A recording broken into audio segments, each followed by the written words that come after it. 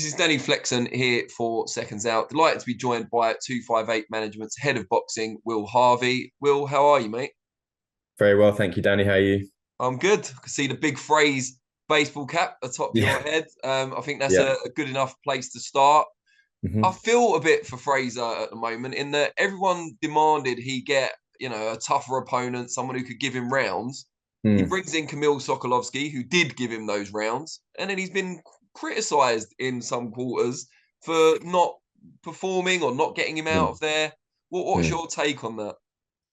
Well, I saw that there was a little bit of criticism, but what I said to Fraser was that it's just what, and it sounds cliche, what these people say is completely irrelevant because you will never make them happy. As you just said there, you knock someone over in a round, you're getting an easy touch, you need to be tested, you're being undermatched, and then you go 6 rounds with an extremely tough Sokolowski, tougher than I'd ever seen him probably before, but he's also already known for being an incredibly tough opponent.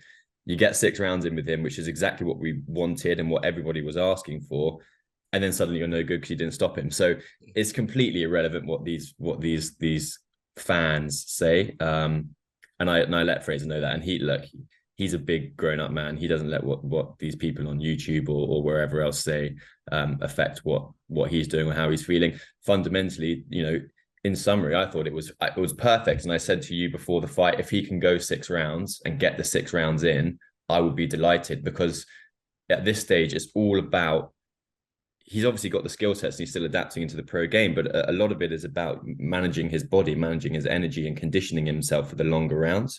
And he hadn't had a chance to do that yet. So I was delighted with the fact that he got all 6 rounds in, and it means that we can continue now to step him up at a good pace, step him up the rounds. And push on towards that British title, which we've always said as a team we want to try and achieve within 10 fights. So I think we're bang on course for that. So all in all, I thought it was a fantastic performance. He looked great. Maybe the last round he probably got a little bit tired, and we probably need to tweak up the conditioning a little bit. But like I said, this is why you need the rounds to kind of figure those things out and actually learn to adjust your body to be going these longer distances. So yeah, we were delighted. I think from the performance was fantastic. Good shot selection. Like even there was he landed an uppercut in the first. I think it was the first round or the second round, which I genuinely think anybody else it would have landed on, they would have gone to sleep. But Sokolowski was able to absorb everything as he has with all of it. A lot of the other top fighters. I think you only got to look at the David Adelaide fight to realize how much of a handful he can be when he's up for it. And that was a Sokolowski that was coming in off an 8-week training camp. That was a well prepared, fully prepared Sokolowski. So forget what everybody, all the quote unquote fans want to say about it. You're never going to please them. Us as a team, we were delighted with the performance, and we'll continue to push on. Now he'll be out early next year, and like I said, we want that British title within 10 fights. With that in mind, that British title is being disputed this weekend between Mm. Nathan Gorman and Fabio Wardley. Who do you like in that fight? So, well, Fraser actually got some rounds in with Wardley this camp, which was really good, just as a kind of benchmark where he's at. Um, I rate both guys. I think that I'm fans of both of them. If I had to put my money on someone, I think probably the experience of Gorman will come out on top. Don't get me wrong, Wardley's a great prospect, a great fighter, but I think the experience of Gorman, the size of the fights that he's been in, is probably going to be a little bit too much for Wardley. But hopefully it's a great fight. And like I said, by the time that Fraser gets to 10 fights, whether or not those guys will still be in the mix for the British title, I'm not sure. But you know, I saw the sparring with Fraser and Wardley, and I'd be confident with Fraser going into any of those kind of fights right now. Like I said, once he's got used to doing the longer rounds, I think he's at that level already. Now, you've talking about the British title there. You've got a heavyweight going in for the world title next week in Mm. Dereck Chisora. Now, the majority of people watching this are going to write off Chisora's chances. I think I've probably done it publicly more than once as well. Convince us, tell us why Chisora's got a live chance in this fight against Tyson Fury. Well, I think everybody's judging Chisora on the 2 fights that he had with Fury however many years ago they were. And look, and I know that he's a bit older now, but the Chisora that has been training and preparing in the last probably 4 or 5 fights that he's had in this kind of latter end of his career is not the Dereck Chisora that was training and preparing for fights when he was fighting Tyson however many years ago. I think, look, first and foremost, it's going to be an incredibly entertaining fight. Stylistically, I think Dell is going to match up with Fury nicely. He's going to try and get closer and try and sit on his chest, and he's going to try and turn it into a bit of a war. Dell has, look, people write him off maybe because he's got a lot of losses on his record, but you look at the people that he's fought recently. He's had 2 great fights with Parker, particularly the first one where he just came up short, a controversial decision. He took Usyk all the way, and he's just come off the back of a good win against Pulev. So, you know, Dell is in the latter stages of his career, but he's putting together a string of really, really good performances against top level opposition. Now, yes, Tyson Fury is head and shoulders above everybody else in terms of like his standing as the best heavyweight in the world right now. I think we have to accept that. But, you know, I think people are too quick to write off Chisora because they are probably judging him on performances he put in against Fury many years ago when he actually wasn't the same fighter in terms of the way that he's been preparing. So look, like I said, it's going to be a really entertaining fight stylistically. I can't wait for fight week next week. I've got to go to America tomorrow, but then I'm back at the start of next week. And I can't wait for the press conferences, for the build up. The spectacle itself at Tottenham is going to be fantastic. And Dell is really up for this fight. He's been sparring great. Again, we had Fraser down with him in camp a few weeks ago. He's been sparring really well, sparring hard, and he's coming to put everything into this performance, and he's going to give Fury nightmares. I'm convinced of it. Which way the result goes, we will find out. But I'm telling people now, this is not going to be as a straightforward fight as people think it is, because there's a hungry Dereck in the other corner, and he's prepared well. And I think, again, he's shown in the last 3 or 4 fights that he's actually operating at a level which is better than people are giving him credit for. You do, of course, have yet another heavyweight in the team. In fact, at the top of the team, you could say, in Anthony Joshua. He's not fighting now until 2023, which is completely understandable. I guess the major speculation around him recently has been the training team. There's been a lot of talk about who it's going to be. Will it be someone different for each fight in the corner? Roy Jones has been floated. I don't know how much of that is him pushing himself forward. But just, can you give us some update on that? Yeah, the Roy Jones situation is, I can tell you now, there's been no official conversations about Roy Jones coming into the camp at all. I think AJ was out in Abu Dhabi for the Bivol fight. I think Roy was there as well. They got talking. And, you know, like, Roy's a Hall of Famer. AJ is going to chew his ear off and going to ask him questions, and he's going to get advice from him. But that's as far as it's gone. There's been no official conversations about bringing Roy into the setup, and there's been no official conversations about changing the setup that we've got at the moment. You know, I think it's all a bit of hearsay and speculation at the moment. AJ taking the rest of the year off, which I've always thought was the right move. He's going to have a chance to actually properly recuperate, reset, and we'll go again early next year, March, April time. We're looking at, we're formulating some lists of opponents now. So, you know, you will probably get an announcement on that, not until the new year, I would imagine. But yeah, on the training side of things, no conversation about changing anything at the moment. And Roy, as much as we all respect him and you know, appreciate what he's done, he does a great job with Chris. There's been no official conversations about Roy coming into the setup to work with AJ. And someone else we saw out in Abu Dhabi was Joshua Buatsi. Obviously, we know why the fight with Jean Pascal fell through, but he's right on the cusp of a world title shot. How do we get him, or not we, I've got nothing to do with it, but how do you get him that world title shot? How do you secure it? So I go to America tomorrow to go and see Josh. We've got Sissoko out there as well, but I'm going to spend a week with Josh, who's just out there taking over with Virgil. You know, as I've said to you before, to be realistic, it looks like that a lot of the world title opportunities are going to be tied up for the next year with mandatories and unifications, etc. So our strategy for Josh is to try and secure final eliminators for him to get him into the position to be mandated as soon as that is possible. If we cannot get final eliminators, for us, it's big domestic fights now. So Yards just boxed the weekend. They've announced that he's fighting Beterbiev on the 28th. I hope that Yard can go and win that fight because that would be amazing. But I think you got to back Beterbiev there and look at him as the strong favourite. If after that fight, I can't see a reason or a better time to make the Buatsi Yard fight, because especially if Yard's able to give a good account of himself, which I'm sure he will. But even if Yard was blown away in a couple of rounds, that Buatsi fight is always going to be massive. And what we said to Matt Truman and what we've discussed as a team is if we can't get these final eliminators in place that push him onto the world title, we want the big domestic fights, same as we had with the Craig fight.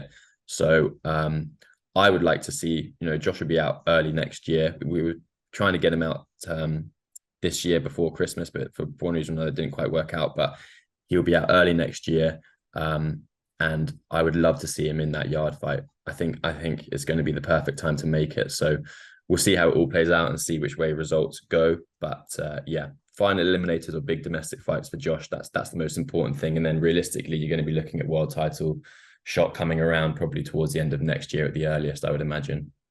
It must be a tricky one with Yard, Beterbiev Yard, because on one sense you'd like Yard to win, so that a fight with Buatsi's for the world titles. But on the flip side, that would then put Yard in the driver's seat in negotiations and make him kind of the A side.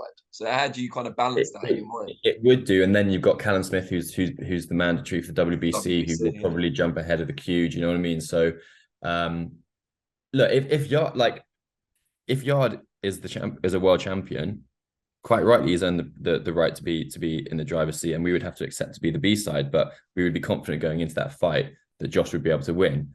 Josh versus Yard for a world title makes it even bigger, obviously. So that would be fantastic. But I think if Yard was to win, then mandatories are going to start circling, and that fight for Josh is harder to be made.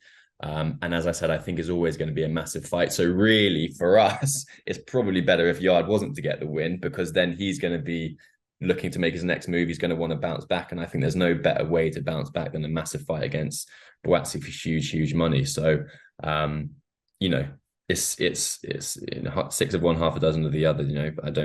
I'm not really sure which way I'd prefer it to go, because you want the Brit to be the world champion, and it would be great, but perhaps selfishly for us, if Yard wasn't to win, we can make that Yard Buatsi fight a lot quicker. Before Callum Smith was mandated to fight the winner by the WBC, was a fight between him and Josh a possibility? Before he was mandated, it was definitely a possibility. I think with him being the mandatory now, he's got his own route that he's going down, and that makes sense, and we respect that. But yeah, it probably was much more of a possibility. That's a massive fight. I mean, for us, we'd want a title to be on the line for that fight, I think, ideally. But before he was mandatory, it was definitely much more on the table than it is now, because you got to respect the fact that Callum's in the place to become have a shot to become a 2-weight world champion. So that's what he's going to prioritize, and we understand that. So he's off doing his own thing at the moment. But again, that's another huge domestic fight for Buatsi. Those are the fights that he wants. So in due course, I am sure that fight will get made. And if Smith's able to get hold of a world title, even better. But Josh will take any of these guys at any moment. He's in this stage of his career now where he wants big fights. He wants either big world title fights, big domestic fights. He just wants to be on the biggest platform. We will see how it all plays out, but he'll be back in the ring early next year. Now, someone else who's been in the news more for speculation than anything in the ring in recent times is Lawrence Okolie. He was asked a few months ago, are you still with 258 management? He said yes. Looking on your website earlier, I couldn't see him on there on the carousel. I'll let it go around twice just to be sure, but that may just be a clerical error. What is the situation with you guys and Lawrence at the moment? So our situation with Lawrence is that Lawrence left us March, April time this year. So we've not been working with him since the start of the year, to be honest. We were obviously disappointed to see him go. I wanted to continue the working relationship we had with him. I thought we'd done a good job with him. I thought we'd facilitated him getting good opportunities. on AJ's cards, on the Matchroom shows. But sometimes with these fighters, when they get to a certain level of earning and success, they often want to try and bring things in house and maybe put a team around them that's been with them since they were kids and that are friends with theirs. And that's we have to respect that. That's Lawrence's decision, his prerogative, to make that call. So obviously we were disappointed with it, but there's no hard feelings. We're all still on good terms. Like, I wish him all the best. I think Lawrence Okolie is still the best cruiserweight in the world. I think he could and should be the unified world champion, at least at cruiserweight. And then I think he can go up to heavyweight and do the same thing. So I'm still a massive fan of him. But yeah, we've not been involved with his career since the start of the year. And all I know is that I don't like to see the situation he's in now. It's not good for anybody, for either party. No one comes out of these situations feeling positive or looking good when they're having the kind of conversations and disputes that they're apparently having. Again, I don't know any information on it because we've not been involved. So I don't know where those conversations are at or what the situation is. But I just hate to see Lawrence being inactive, because he will tell you himself he's a guy that he's at his best when he's training constantly, he's in camp constantly, and he's staying active. So I just really hope for his sake that whatever the situation is that he's going through now, he's able to resolve as soon as possible, and get back to winning ways, because I still think he's by far and away the best cruiserweight in the world, and he can go and do the same at heavyweight. There's massive fights out there for Lawrence, so I just want him to deal with whatever he's dealing with at the moment and then get into these big fights, because he deserves it now. And he's 30 years old, so he's in that sweet spot in his career where he needs to start maximizing. So yeah, I don't know, it's just as much as you, Danny, but I just hope to see it resolved as soon as possible. I reckon you probably know a little bit more than me about this particular situation, but I digress. Just on that subject, you said about a fighter gets to a certain level and they want to surround themselves with people they've known for a number of years and that they trust. Is that kind of how 258 was born also, that AJ got to that level and wanted to set himself up around people he really trusted? Yeah, in a way. So the way that it started was Freddie, who's managed AJ's whole career more or less, was they were at another agency together. And AJ, but the AJ did it quite early on in his career, because I think, AJ's slightly different. He was always going to be the poster boy, he was always kind of the golden child. So I think he realized quite early on that he would probably be in a position where you can bring it in-house and it's easier to do so. It's not like you got to respect Lawrence for doing it, because it's not straightforward to put this team around you and then start managing your own affairs. It's a hard thing to do, and it requires a lot of experience. AJ was in a fortunate position because he was always the kind of the golden child, so it was much easier for him to make that transition. But in answer to your question, that's how it was really born. AJ started his own thing with Freddie, and then I joined in 2016, and then we started building out the stable after the Rio cycle, and we are where we are now. So yes, I mean, you could, Lawrence is probably trying to replicate what AJ has done in that sense, which is fine. And like I said, there's no hard feelings. I wish him the best of luck. I know that he, eventually, whatever happens, he's going to get fighting again. He will become active, and he's going to have all the success in the world. I truly believe that. It's just, it's just not a nice thing to see when you see these two parties going at it and having these back and forths. And, I think, some of the stuff that's been said publicly has not probably been helpful. And like, if I was still involved with Lawrence's career, I would be telling him to not, I think when you say some of that kind of stuff, and I understand how frustrating it must be for him and how he must feel, I completely get it.